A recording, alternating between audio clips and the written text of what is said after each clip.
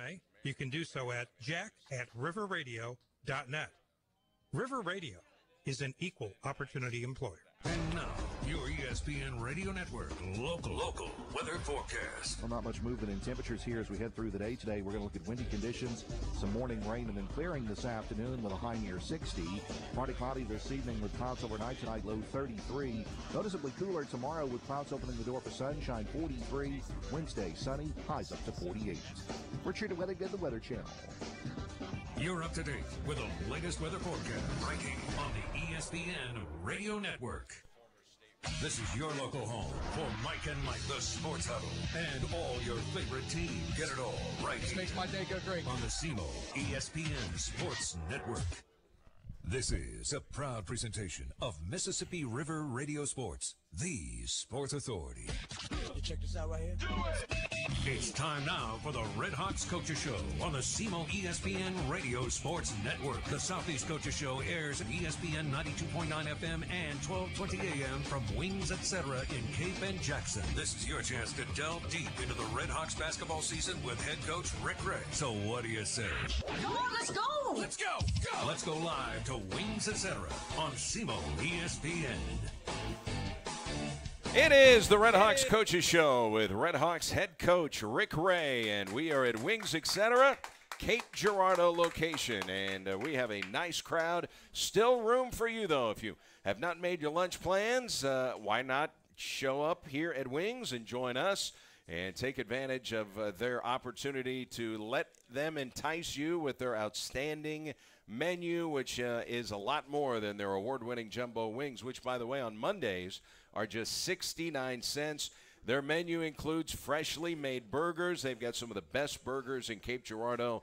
They have wraps, subs, quesadillas, entree salads, smoked ribs, much more. If you are thinking about lunch, their daily half-pound lunch specials start at just $6.49, and their famous appetizer lineup includes their ultimate nachos and their deep-fried pickle spears. So we hope we tempted you a little bit here with what we are smelling and watching people partake of here at Wings Etc. Again, we're in the Cape Girardeau location, so we invite you to stop by and join us. Milos Vranic, senior forward for the Red Hawks, is going to join us a little bit later on in the show from the Republic of Serbia. How about the transition from Serbia to North Dakota, where he played his junior college basketball, to Cape Girardeau, Missouri, where he is playing Division I for a second straight year. We'll talk it over with Milos Vranic coming up. The Red Hawks head coach, Rick Ray, is here, fresh off a 2-game winning streak. Boy, those were nice wins for your ball club on Thursday at SIU Edwardsville and then Saturday at Eastern Illinois. Yeah, I think anybody knows that a fan of college basketball, anytime you get into conference play, any win is difficult. Teams get familiar with you, the scouting reports. But then to do that on the road is even more it's even harder because of the road environments and the familiarity. So I was really proud of the fact that our guys, coming off a tough loss against Eastern Kentucky, were able to go on the road there and get a win against a much improved SIUE team. I was really impressed with them, watching them on tape and some of the things that they do. And then I think Jay over at EIU is just a really good coach, and obviously has been tutored, been around basketball forever, so there's nothing that you're going to do basketball-wise is going to surprise him. I'm sure between Charlie and junior college and now being at EIU, he's seen it all. So I just always thought the world of him as a coach, and so just some really good wins for us. Before we get into these victories in Edwardsville and Charleston, Illinois, how about that football yesterday? Now that Vikings-Eagles game turned out to be non-competitive, but, man, Patriots, who, Joe Hobbs, who is the owner and operator here of Wings, etc., you won't find a bigger Patriots fan than him. How about this? I mean, you're a coach for so many years. What Bill Belichick has been able to do now, this Tom Brady, the last 16 seasons that he has played in the National Football League, 8 of those 16 he will have played in the Super Bowl. Yeah, it's really amazing. I don't care if you're a fan of football, soccer, what have you, the accomplishments and achievements that those two guys have made together is really unbelievable. And what Tom Brady has done and what Belichick has done without some missing parts and missing pieces, they lose the best weapon that they have besides Tom Brady and Gronkowski. So Gronk is out. And so I'm sure a lot of their game plan is built around him. Yep. And now all of a sudden you don't have him. And now the Jaguars, I'm sure, are in a situation where they're planning on doubling him. Now they don't have to double him anymore, so they can spread out and double somebody else or do anything as far as their scheme-wise. And I think the thing that's so impressive with what they do is like the changes they make at halftime, with that coaching staff. And I know they're going to lose their offensive coordinator and defensive coordinator, but it all stems from Belichick. So I just think, if you look at football now, okay, whether it's college football or the NFL, you're watching two coaches. I don't think what's going on there will ever be repeated again. What Nick Saban has done, what Belichick has done, I don't see that ever changing. Those guys, we're witnessing hitting history, and I don't see it repeating itself anytime soon. Boy, just to be able to maintain that level of consistency with different rosters and different players, and let's face it, the Pro Bowls are not littered with New England Patriots year in and year out, but Tom Brady is always there, and Bill Belichick has been the other missing piece in terms of making that team and that franchise a winner. Tom Brady, how about it's 3rd and 18, 10 minutes to go at his own 25. No Gronk, no Julian Edelman, which they didn't have all year. He's been hurt all year. They're down 2 scores at home. If he doesn't convert 3rd and 18, that may be all she wrote, and he just steps up, converts 3rd and 18. They don't go down and score and end up eventually winning the football game. Yeah, and then when they got the ball back at the end there, it seems like how much time you give the ball back to Tom Brady, it's too much time. I saw a stat, and I don't know the exact on the numbers on this, but trailing by 10 points going into the 4th quarter in the playoffs, okay, the history of the playoffs, I think teams are 4-70. 4-70 in those situations. The New England Patriots are 4-3 in those situations. So they've got more wins trailing by 10 points going into the 4th quarter than all teams combined in the history of the NFL. I mean, it's just like, what Tom Brady is doing and what Belichick is. It's just amazing. When you see a stat like that, how is that possible? But he's in those situations all the time, and he never wavers. He always makes the right decisions. It seems like he always throws people open. They talk about like that pocket in the NFL. When you go from the college and NFL, it's smaller pockets of windows to throw the ball to people, and you can see it. I mean, it's just amazing what they're doing. And the guy apparently is operating with 12 stitches in his throwing hand on top of everything else. Yeah, apparently. You don't know how many stitches there are. Like the medical reports with the New England Patriots, you never know who's actually hurt, what's going on with him. So allegedly there's stitches in his hands. How many, we'll never know. And then, we crescendo at this amazing comeback for the Patriots. And then we get the Vikings and the Eagles, and that turns out to be a dud. I mean, not for Eagles fans. They were excited, but that was just a steamrolling. And I guess the Vikings on that miracle play that beat the Saints, I guess that was their last gasp, apparently. Yeah, and I tell you what, it's weird about our coaching profession and what we do. The defensive line coach there, Chris Wilson, with the Philadelphia Eagles, he was with Indiana State Sycamores football team as a defensive line coach when I was there as an assistant coach. And so we developed a friendship, and then he was actually the defensive coordinator at Mississippi State when I was a head coach at Mississippi State. And so now he's a defensive line coach for the Philadelphia Eagles. And then Fletcher Cox, who obviously played for Mississippi State, he still texts me from time to time. Obviously he's one of the better football players in the NFL on our defensive line. So just getting a chance to watch some of that football there and having like an acquaintance with those guys is just really special. So you've got a tie with the Philadelphia Eagles. You'll be rooting for the Eagles then in the Super Bowl. Well, I wouldn't say that because, we got a proud sponsor here who is for the Patriots. So Hobbs perked up when we asked you who you were rooting for in the Super Bowl. I will not go that far. I know where my bread is buttered there.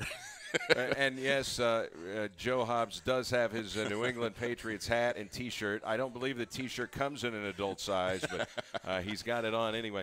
No, just should be fun. Do you like the fact that there's 2 weeks to the Super Bowl? There were a couple of Super Bowls there where they just had 1 week. I kind of like let's get to it. I don't want to wait 2 weeks. Well, I think differently. To me, I want to see those two teams at their best. And you don't want to see those two teams not at their best simply because there's somebody not available or somebody not ready that you can get ready in 2 weeks. Like situation like Gronk.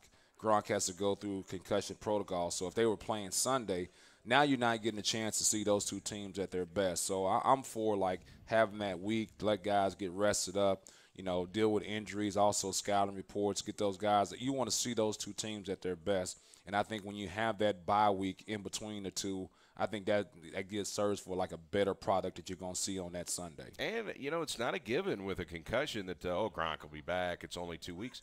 I mean, we just locally here, we had two SEMO women's basketball players, Ayanna McCurdy and Kennedy Allen. They suffered from concussions. I mean, Ayanna McCurdy missed 7 games. Kennedy Allen missed 7 games. I mean, everybody reacts differently to these things. Yeah, but my question, though, with Gronk is how do you actually tell if he's all right? I mean, what is the concussion protocol for Gronk? How can you actually tell? What's the determining factor to find out that he's actually all right? So, because I'm sure some of the questions that you may ask him when he's not in concussion protocol is going to be something totally different. So, to me, I want to know what that measuring stick is with him. So we got the Super Bowl 52, and, of course, you want to watch it in high definition with all the food and beverages available. Wings, etc. is the answer, and you can do it in their Cape location or in the Jackson location. All right, let's get to this big 2-game winning streak you put together. It started on Thursday in Edwardsville against an SIU team. First of all, they won only 6 games all of last year. They already came into your game with 7 wins. They had 1 conference win last year.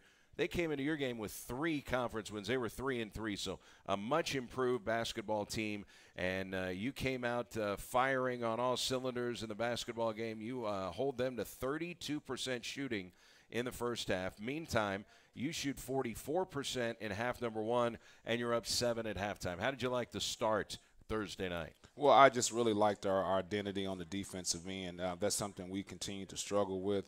One of the things that's a result of this APR protocol that we're going through that makes it difficult is that the NCAA rules that you have to take 1 day off a week. With us now, we have to take 2 days off. And then also you get 20 hours of practice that you get to work with. We get 16. So, we're dealing with less as far as like game planning, doing things with our guys structurally, some of our principles defensively. So that's hurt us somewhat.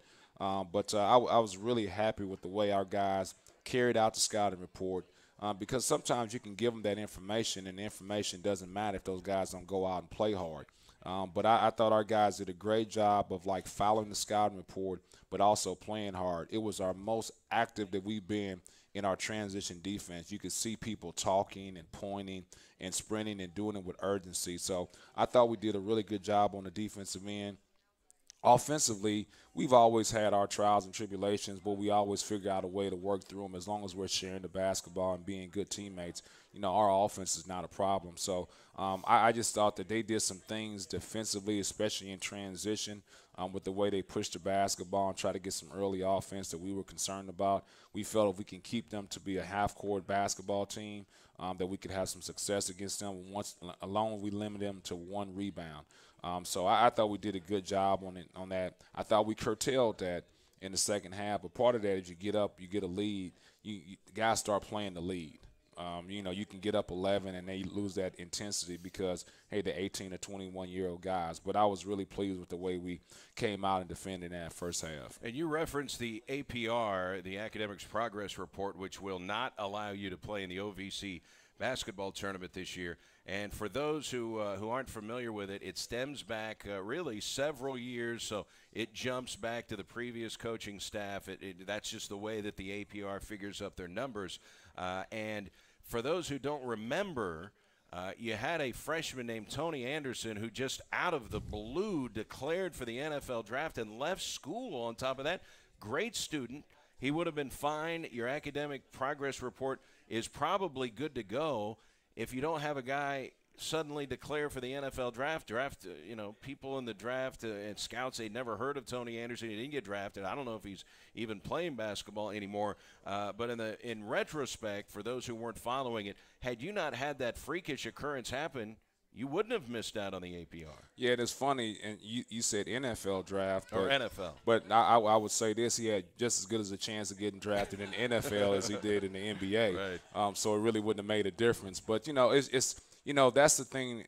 we get into this business to help out young men, and any time that you lose sight of that, then you shouldn't be in this business. And so just trying to counsel him through that situation and make sure we provide all the correct information so he can make an educated decision about what's best for him in his future.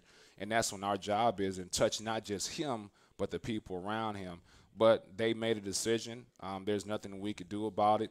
It's all, over with now. And obviously we're dealing with that still to this day.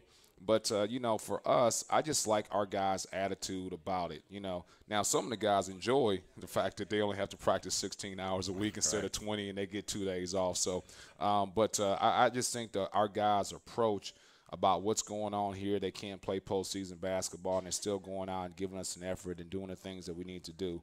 And it just goes to show you that the guys that we recruited, the guys we brought into the program, have made it the right things, and we made good decisions with those guys. Because deep down, even though you may not have wanted to say it, did you kind of think, man, motivating this year's team, because going forward, I know you guys are great in terms of APR. This is not a problem going forward. It just happened to be for this year.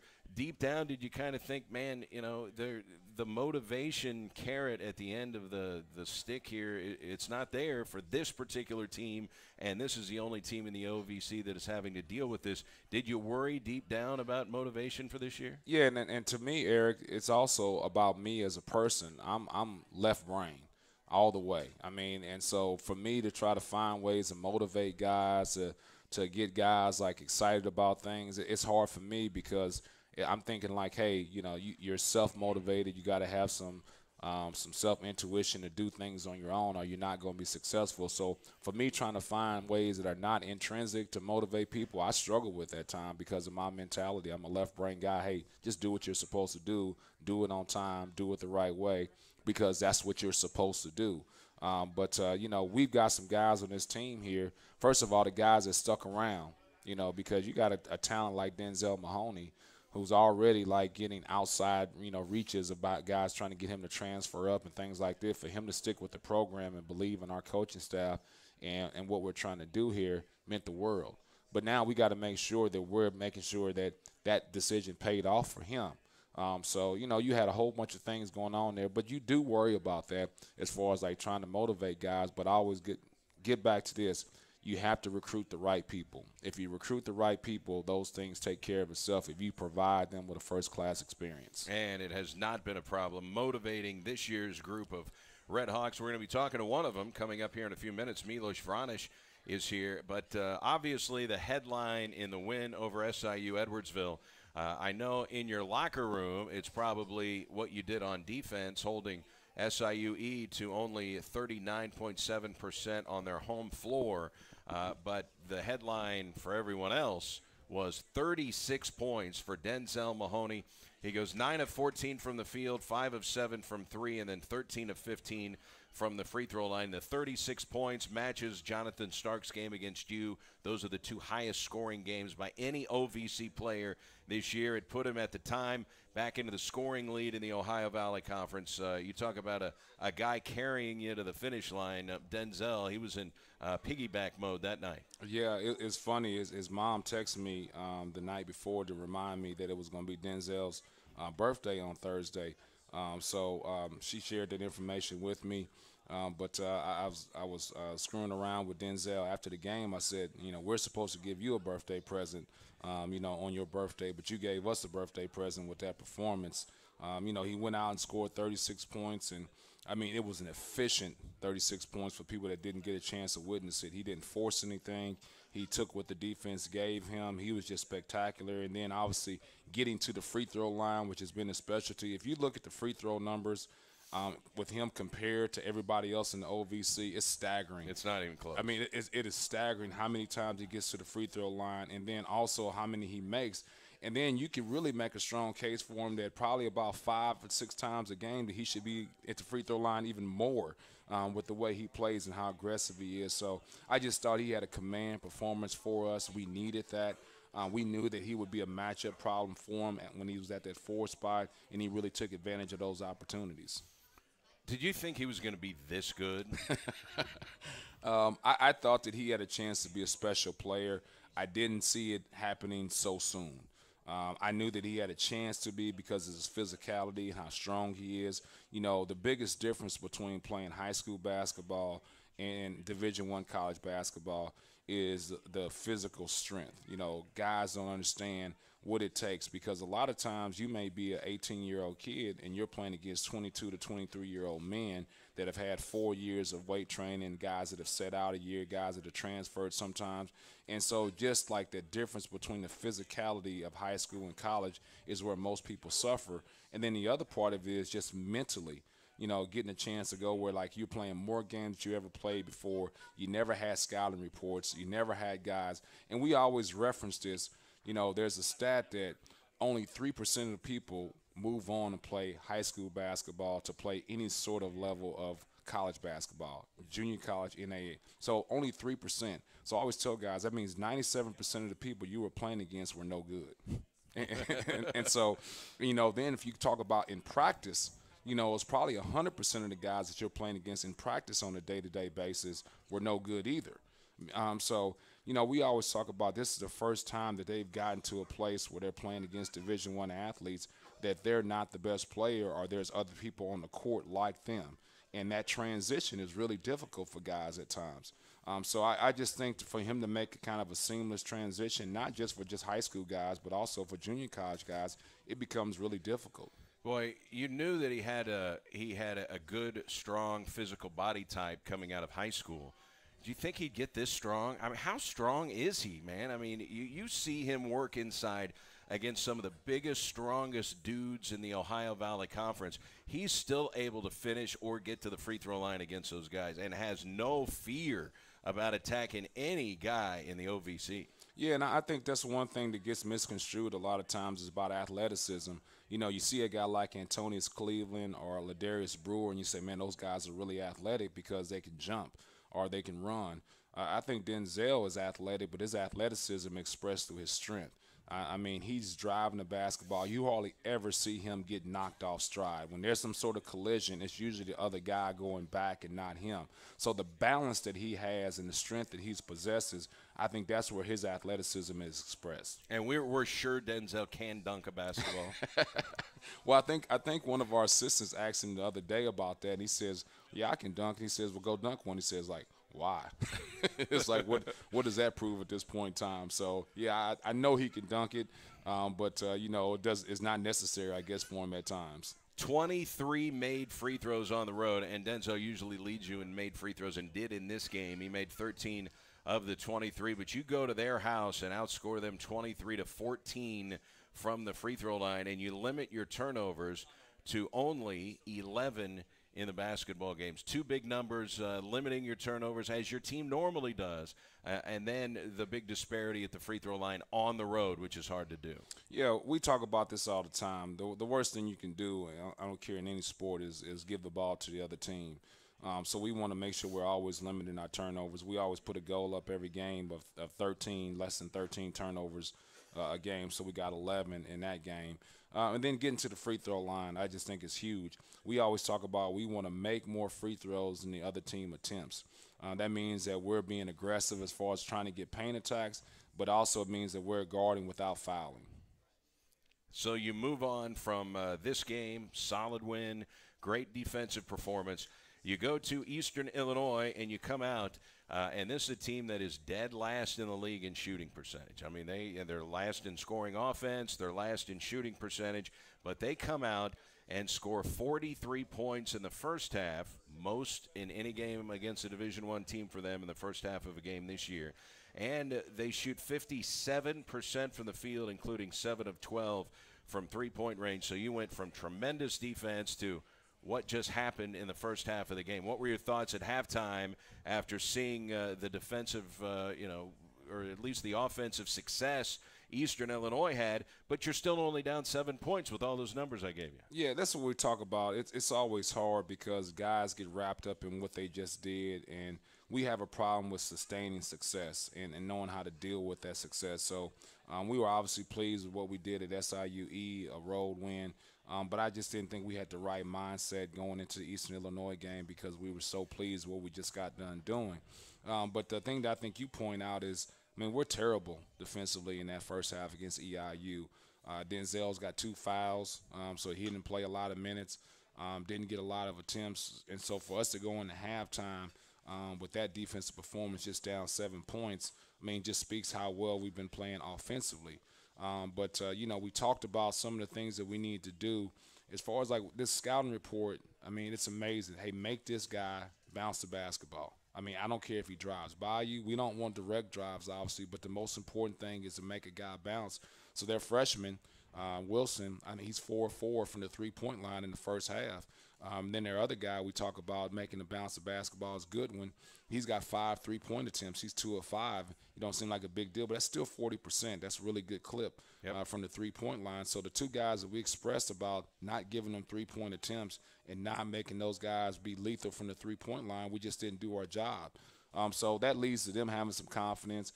But for us to go into halftime down 7 with that defensive performance, I knew we still had a chance if we started doing the things necessary on the defensive end in order for us to have some success. And the one guy in the first half that really made the difference offensively and kept you close was Justin Carpenter. I mean, 13 points in the first half. Now he finishes with a career-high 24, but 13 of those came in the first half. He was one of the reasons you were only down 7. Yeah, and I tell you what, anybody knows Justin Carpenter. He grew up there about 45 minutes away.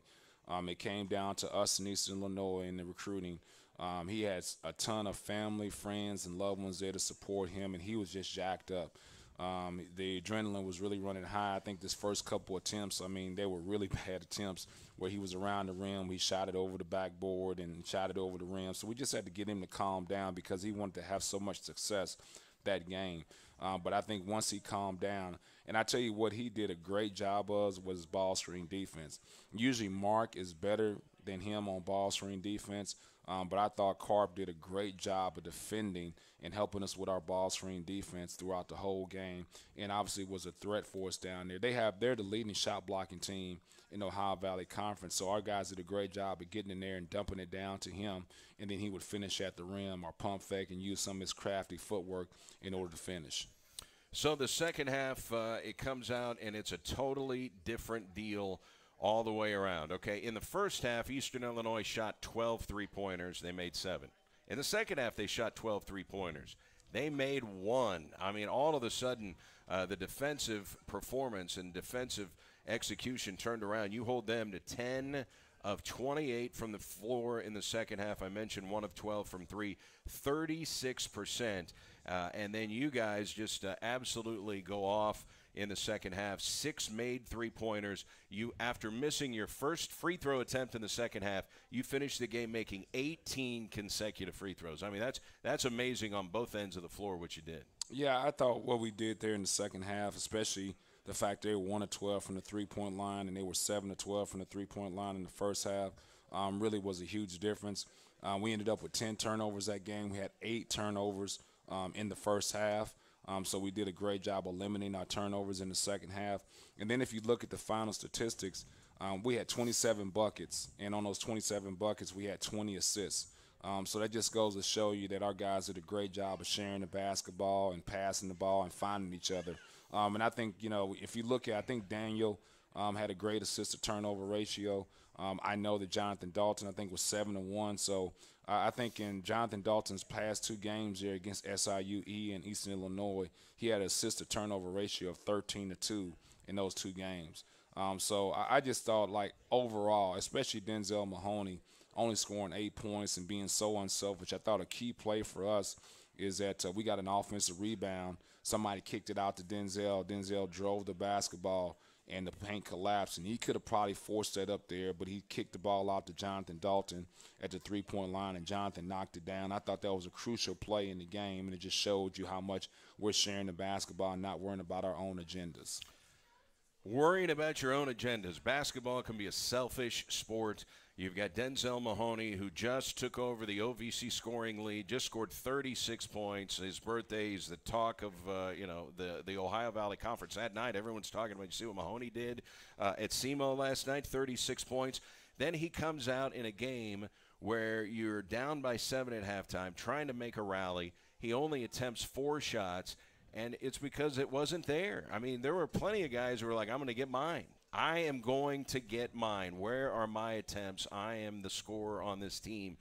I just thought it was the epitome of teammate basketball and unselfish basketball that he only attempted for and was thinking, let's distribute this, let's win the basketball game. I don't need to get my shot attempts. Yeah, and I think we've got so many guys on our team that are three-point threats, that are weapons, that he doesn't have to be that way at times. Now, we obviously want him to continue to attack and try to find plays because he's special in that regard. But we just got so many guys around our team that can make threes. And even Jonathan Dalton now is being a little bit more aggressive. He took 6 threes in that game. He was 2 of 6 from the three-point line, 33%. I mean, that's a good percentage for him. I bet the first 8 games of the season he didn't have 6 3-point attempts. attempts. No. And we need him to take that shot, So we got so many guys on our team. Daniel can make shots. Milos can make shots. Obviously, Denzel can. We got Ray. Ray can make shots. And then also – for them, I think Crossan is going to be an all-OVC defender, and I thought he did a terrific job defensively. And not just him, but also the way their team was set up to stop him. So, we took what was there, and more importantly, Denzel took what was there. So Daniel Simmons scores a career high, 26 points in the game. He had 5 3-pointers, Coach. He is now ranked number 2 in terms of accuracy in three-point shooting in the league. Number 2 in the Ohio Valley Conference in three-point shooting with what is arguably the ugliest shot in all of college basketball. Am I exaggerating? Well, I think what you would do is, you would show people the stats, of what he's doing in the OVC. And I'm sure, when other teams are getting ready for us, they show him the stats of what he's doing from the three-point line, and then they show him the shot. Because, you don't want it the other way around. There's been a lot of ugly shots in basketball. And that's definitely not the way you would want to teach somebody to shoot the basketball the way he shoots it. I mean, it's a violent-looking shot. It's like a full-body dry heave, right? Yes. Yeah. And I tell you, the thing, though, is, when it goes in, I mean, he sits there and holds that follow-through and lets everybody in the gym, especially when we're on the road, see it that he made the shot. And so, he always is looking at the bench or looking into the stands or something. He wants some sort of acknowledgement that he made the shot before he gets back on defense there. So, Daniel is a special kid now. I mean, he has done a really good job for us because I think what happens – when junior college kids come in, everybody thinks that they're going to be the savior because they've got 2 years of experience of already playing basketball. But the adjustment for them is the same as it is for a high school guy.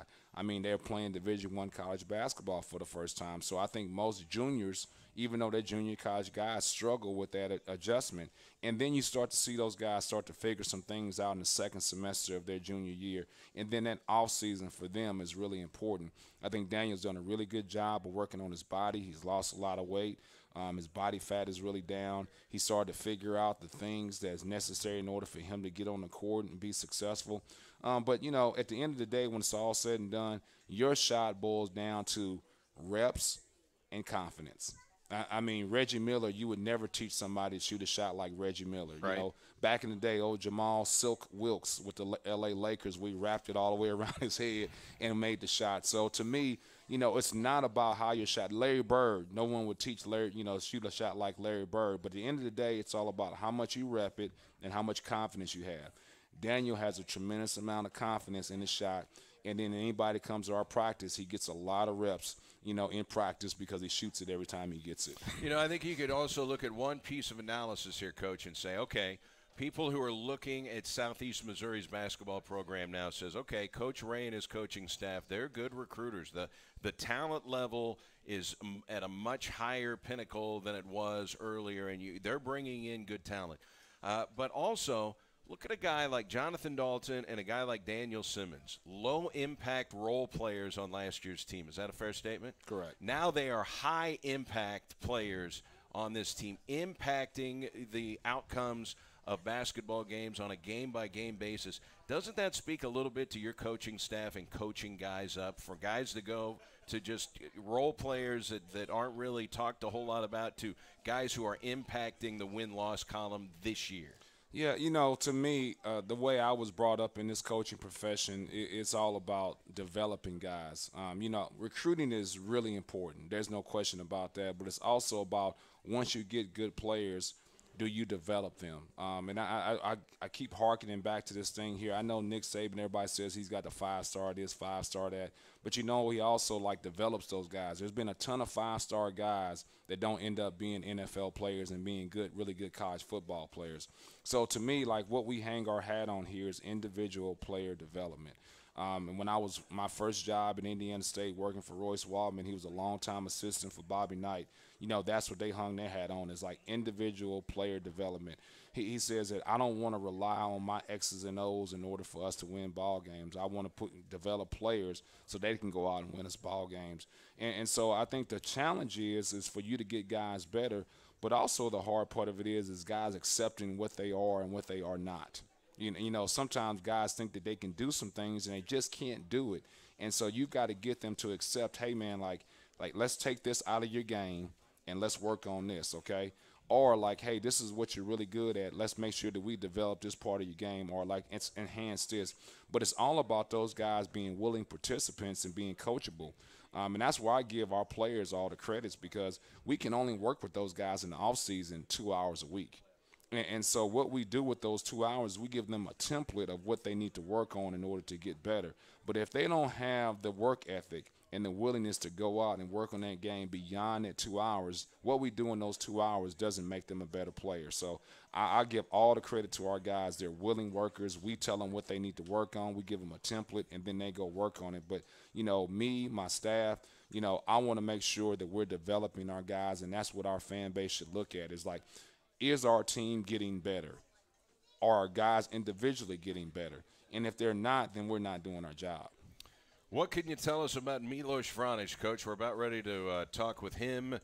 He comes from a school in North Dakota. I always kind of think, okay, raise your hand if you've ever heard of North Dakota State College of Science. Let me see your hands. Get them up high. Okay, and he's from Serbia. Now it's North Dakota. Now he's in Cape Girardeau, so it's certainly a cultural change. He's the first international player at SEMO since 2005. Tell us a little bit about Milos Vranic and what caught your eye about bringing him to Cape. Well, you talk about where he's from there, up in North Dakota School of Science, and I actually went up there to go recruit him. And then once he came down here on an official visit, he had mentioned to me about Cape. And he says, well, it's not as big as what I thought. And I said, hold on. I said, you just came from Wappington, North Dakota, where there's nothing there. You can't say anything about Cape. We wanted a skilled guy. And I got a chance to see him play in Hutchinson a couple times in the National Junior College team. He was on a good team. He was actually an integral part of that. And what struck me was his skill level at that size. I covet skill. And so he's a guy at that size that can dribble, pass, and shoot. So we just had to go recruit him and try to get him interested in our program. And a fantastic student. I mean, you never have to worry about him in the classroom. He does what he's supposed to do. The classroom is important to him. He works on his individual game. He's a guy that spends a lot of time.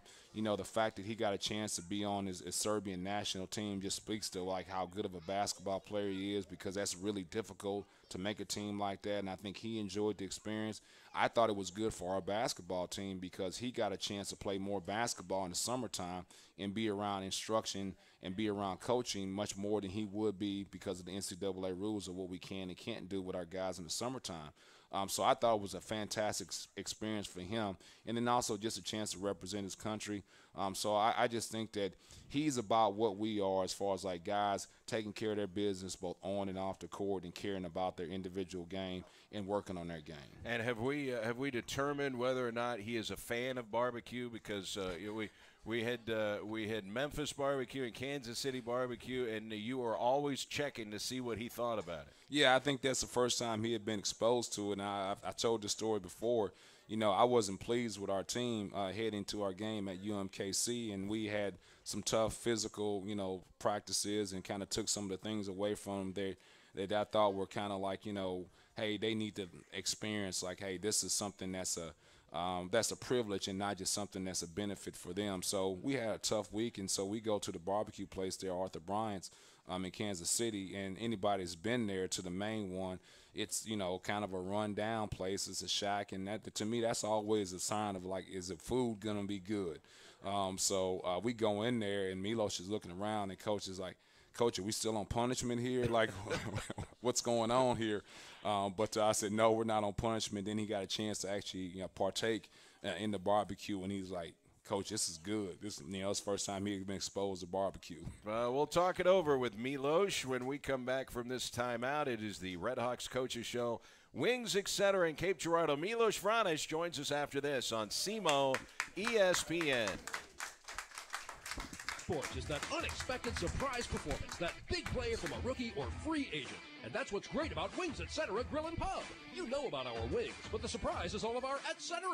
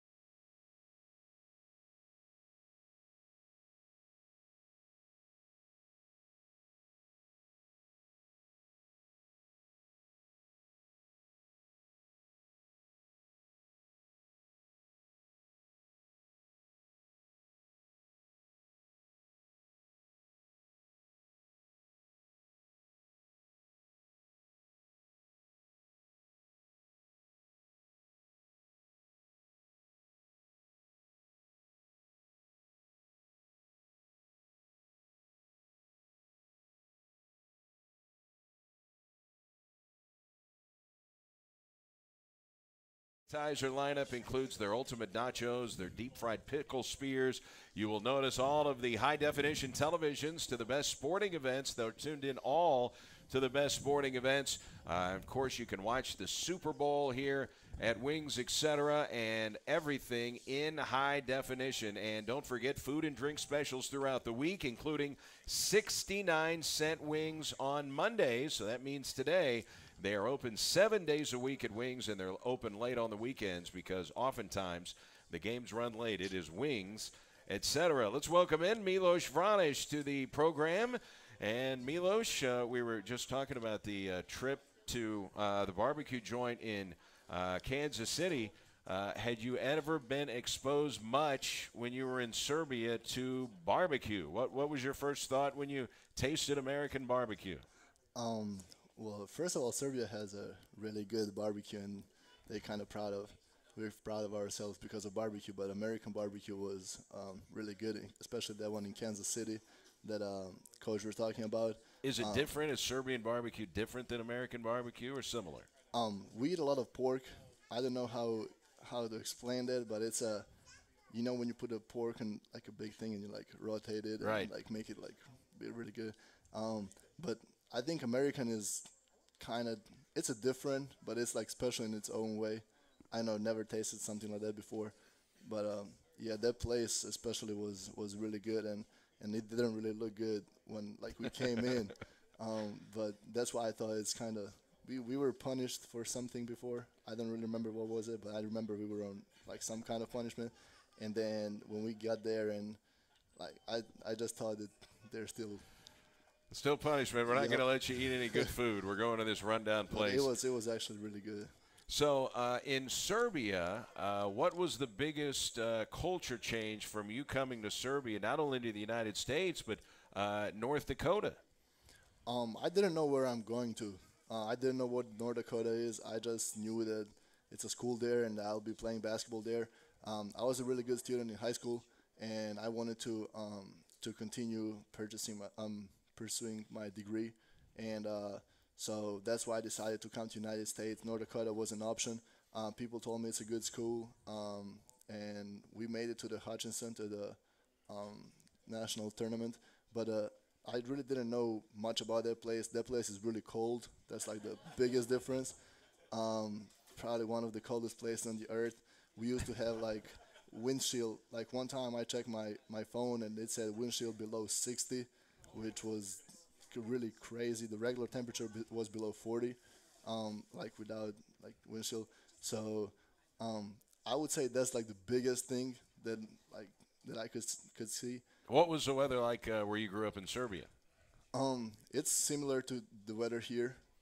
It's kind of similar, like altitude, and I think our summers are maybe a little bit hotter, and we don't get that much snow. I mean, this year we got snow here, and like we never had this much snow in Serbia. It usually snows for like maybe 4 or 5 days, and it's around Christmas, and that's about it. And people are all happy, and I think people in Serbia also, when it snows, they all kind of go crazy because they're not really prepared for it. So like everything stops and whatever. And then just that transition from Serbia and that atmosphere to North Dakota, where it snows like from September to May, it's just, I mean, it wasn't something that I was expecting. So in Serbia now, oftentimes overseas, when you're driving an automobile, you drive on the left-hand side of the road. Is that the way it is in Serbia, or do you drive on the right side? No, we do drive on the right side. Okay. It's the same. So that wasn't a big shock for you when you came over here and driving on the right side of the road? No, yeah, that wasn't. That was the same. I was kind of confused with the stop signs like everywhere, and like it was like the intersection with like 4 stop signs, and like everybody just stopping at the same time, and like who goes first. But we have in Serbia, we have that like right hand rule. I don't know if you have that, but like people from the right go first. But here, like whoever comes first to the stop sign goes first. And I don't know how actually would people deal with that in Serbia, because there'd probably be a lot of like stubborn people who would just want to go first, and like nobody would stop. So that was kind of That's good. Now let's talk about you playing for the Serbian national team over this past summer. A lot of times guys will get a break in the summertime and a chance to maybe rest a little bit and kind of get their body all rehabbed and ready and to go for the next academic school year, but you were going to play for your country. Tell us about playing international basketball over the summer and how exciting that was to play for your country. Yeah, that was an amazing experience, and I probably will be talking to people about it for the next, 10, 15 years. That was a World University Games. That's pretty much, somebody call it like Youth Olympics. And it was a lot of people that were participating in Olympics that came out there and competed, and like particularly from United States, it was a lot of athletes, like track and field athletes from like some major schools, and it was a lot of like people from like Duke, Kentucky, UCLA that I had a chance to meet. It was like the entire like girls soccer team, United States. It was like the best girls picked out, like girls from like each. Like from every university, like really good universities, they were like kind of like put together, and like they competed. So kind of like an all-star team. Yeah, pretty much. So that was really amazing. But the whole like experience, like besides that, like we were at a tournament in China. We had 2 tournaments. We won on one tournament, and we were third in the other.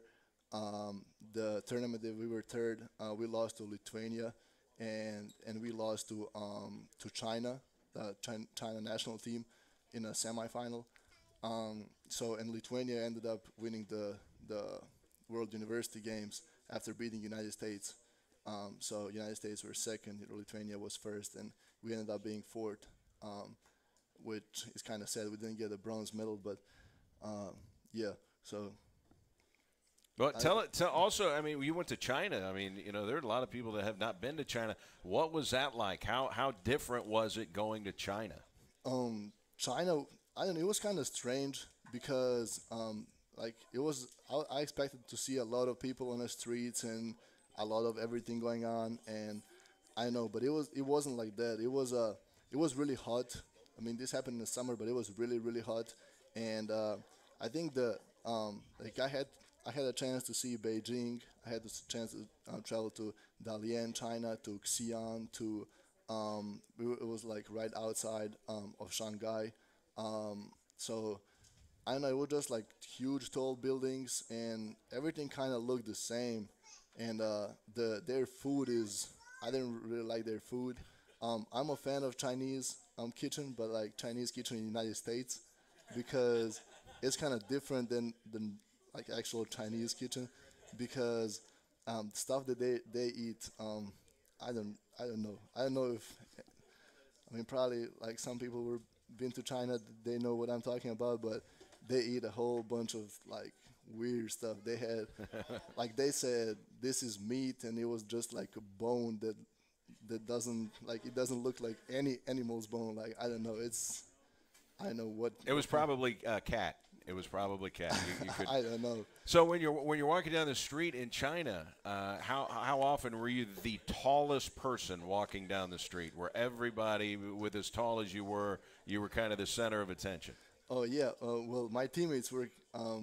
I would get that title, the tallest people title, to my teammates, because they were much taller than me.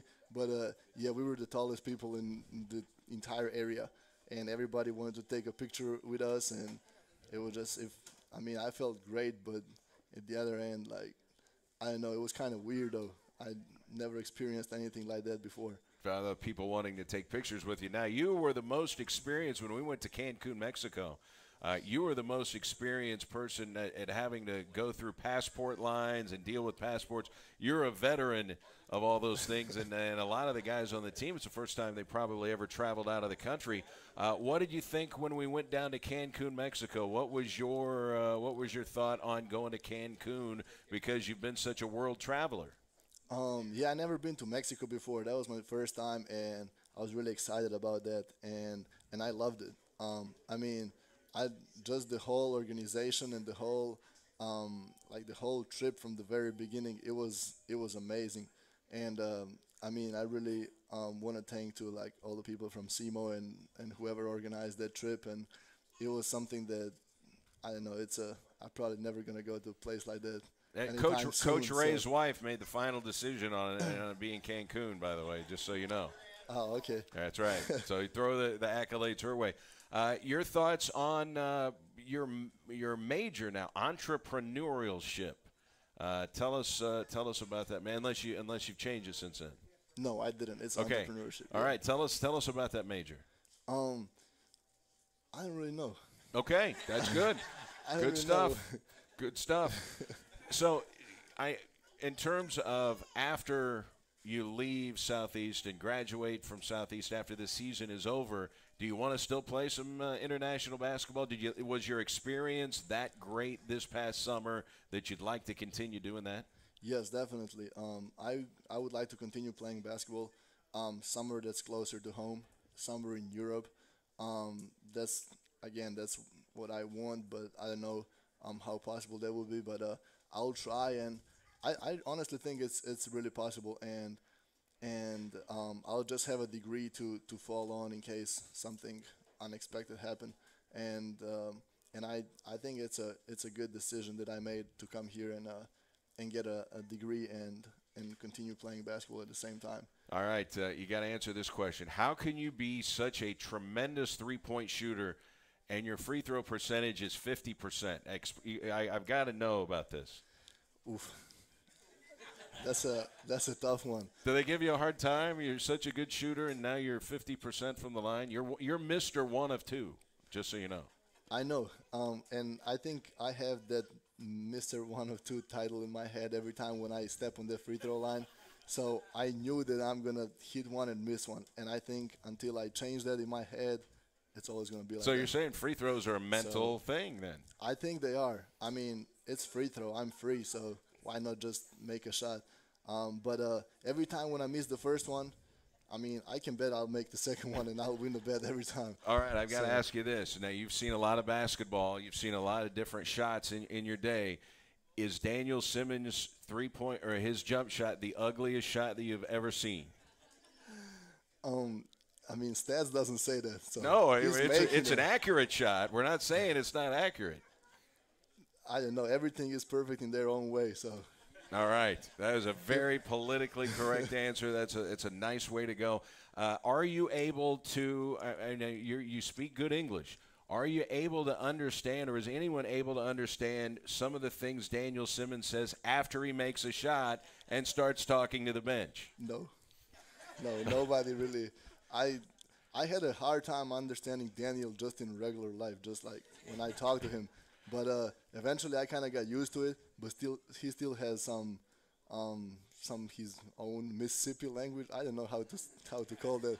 But a lot of times he just starts saying something, and then we all look at each other and like, what did he just say? And I don't know. He has to explain it. He has to explain it to us sometimes. But now, we give Daniel a hard time, but you probably don't have a teammate that is more fun to be around than Daniel Simmons. Yeah, I also don't have a teammate that's more struggle to be around than Daniel. So it's both ways. All right, Milos, are you on social media, like Twitter or Instagram or anything? We get you a follow or two? If you let us know? I am. Okay. Well, how do we find you? Milos Vranes. MILOSVRANES. That's it. Just your first and last name. Yep. All right, good stuff. Milos, great to talk to you, and we'll see you Thursday in Cookeville, Tennessee. Thanks so much. Yep, thank you. All right, that's Milos Vranes. We got one final segment with head coach Rick Ray that is coming up here on SEMO ESPN. And again, don't forget the Red Hawks will be in action on Thursday playing at Tennessee Tech. That'll be a doubleheader. The women will be playing as well. And then they'll play Saturday at Jacksonville State. One final thought with Coach Rick Ray when we come back to Wings on SEMO ESPN. It's Cold Schooner while you watch great sports programming on huge flat screens at Wings Etc. Grill and Pub.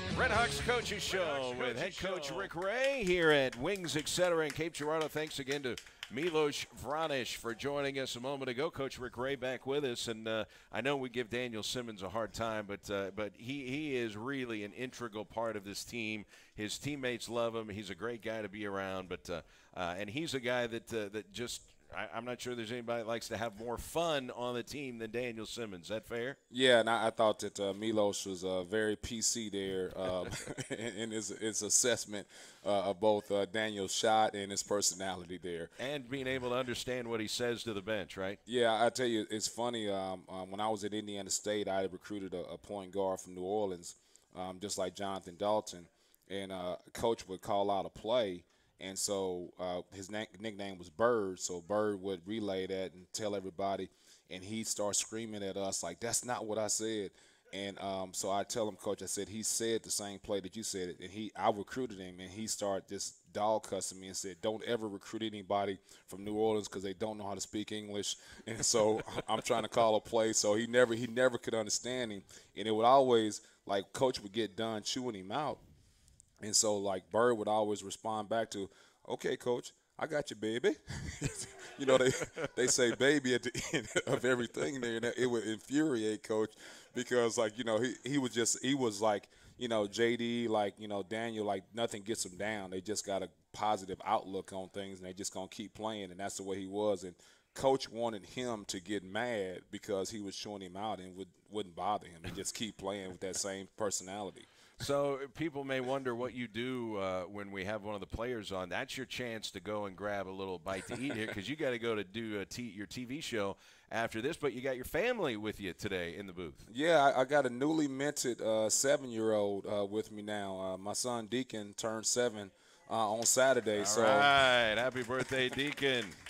So he's in the first grade now, enjoying life. I tell you what, if he can go back and do it all over again, just do that. Like recess, best thing in the world. You know, everybody fix food for you. You know, you do everything. So both my wife, Brianna, and Deacon here supporting. The big question is can he take his teammates off the dribble or his classmates off the dribble? Well, he can. He had a shooting contest yesterday at his birthday party. He thinks he can shoot threes better than Denzel, and he also thinks he can shoot better threes than our guy that's a transfer for Skyler. And so he had a shooting contest at the three-point line against those guys. So he took 2 L's. So that's bad for him, but I think it's good for my team. Well, happy birthday to Deacon. Real quickly, Coach, here, I just want to get a quick scouting report on Tennessee Tech. One thing, they are a good offensive team. They're averaging 76 points per game, 4th in the league in three-point shooting. So they're a team that has done a lot on offense, and they lead the league in assists. So they're an unselfish team, and on defense, they lead the league in steals. So they do a lot of things well. They were 5-2 going into their game at Morehead State, and then inexplicably just got drilled at Morehead State, who only had one conference win. I think that was a little bit of a surprise to many. Yeah, I tell you what, you always worry about when you're coming off and getting ready to play a team that just had a bad loss because you know that the coach is going to be in there motivating his team for practice for the upcoming game. But Steve's a good coach, does a good job with those guys. They can really shoot the basketball like you pointed out. They kind of run a motion offense where it's predicated off of slice cuts and flare screens, which is really difficult to guard, and you have to get ready for it. Luckily, we've got a couple days to get ready for it because if it was a Thursday, Saturday, you know, what they do and how intricate it is, it would be hard to implement in just one day. So, in other words, if they were the Saturday game this week, it would be trickier. Yes, no question about it, because the scout preparation for them, I think, is much more difficult because of how different their offense is. And so I think we'd play a lot of zone if we were playing that team on Saturday, but hopefully we can play a lot of man with what they do there. And then the other part of it is what you talked about is they're really active on the defensive end as far as like getting their hands on balls and getting in the passing lanes and turning you over. And I think there is a little different. Austin Peay is just a straight denial, whereas when you drive the basketball against Tennessee Tech, they swarm you and they get their hands on the ball in. So Austin Peay just doesn't let you catch the basketball, whereas Tennessee Tech will let you get catches, but when you drive the ball, they're going to surround you. Is it going to be tougher for Denzel to finish in the paint against this team than maybe other teams? Well, I think it will on the first catch. You know, we talk to our guys all the time about multiple paint touches. You know, against most teams, once you get that first paint touch, they're going to drop and they're going to help unless they're just a bad defensive team. But it's that second paint touch that you get when you move the ball around after the first paint attack is when you'll have success at the rim. All right, that'll be on Thursday night, and then the Red Hawks will travel to Jacksonville State, and then we'll get back here to Wings, etc. over in Jackson on Monday. Coach, we'll talk to you then. Thanks so much for your time. We appreciate it. Thank you, Eric. All right. Happy birthday again to Deacon. He's having his birthday dinner here at Wings, etc., and to Milos Vranic, who joined us a little bit earlier. Stay tuned. ESPN radio programming is coming up, and don't forget the Red Hawks will play a doubleheader on Thursday. Tennessee Tech will talk to you then. So long, everybody, from Wings, etc.